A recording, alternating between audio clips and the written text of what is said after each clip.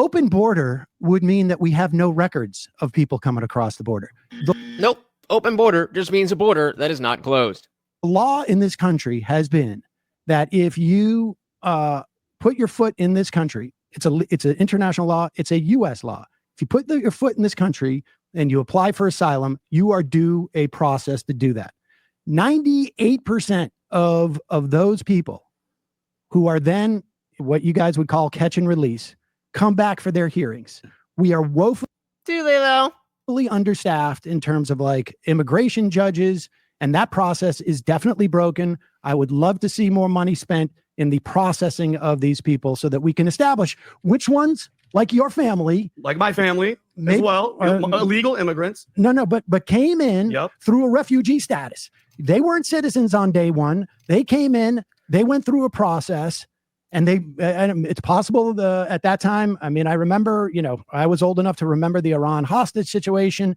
I remember unlike the other people in the room, the fallout afterwards. There may have been some form of temporary protected status, whatever it was at the time, that allows people to come in. Then they're assessed and processed. It's determined that, yes, their claim for asylum is appropriate or not, et cetera, et cetera.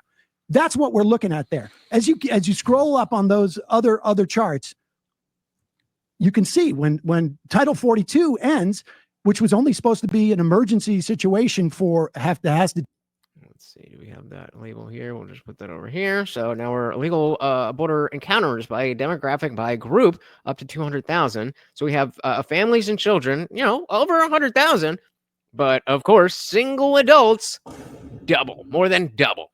So it's not families just looking for a better life. 42 ends, which was only supposed to be an emergency situation that has to do with health.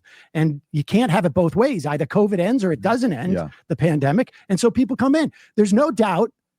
And this is, so I noticed that now he's playing semantics. And I think it's worth pointing out that there is a time and a place to get into semantics in a debate. There absolutely is, usually at the very beginning. But, when a clarification is needed, like, I don't know, if you were to say someone is authoritative, to clarify what you mean by authoritative, if someone were to say, okay, I hear what you're saying, I would just like to clarify by asking, can someone be authoritative if they don't have any authority?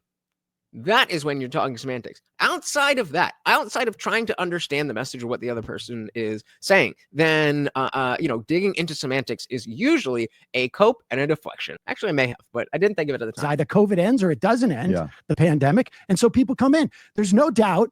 And that number on that chart that Musk had, under Biden, more people received temporary protected status. We had a problem in Haiti as the country is falling apart. You had people from Ukraine coming in because of obviously the invasion. These are all under temporary protected status. They all got Social Security numbers so they could pay taxes into our government and not necessarily get the services back. Yes, and vote for Democrats. No, they can't vote. Right. Those Social Security cards literally say on the card say you can. Oh, well, if it says they can't vote, then they can't vote. It's not like when they show their ID to. What does it matter what the card says if nobody's checking the cards? Stupid.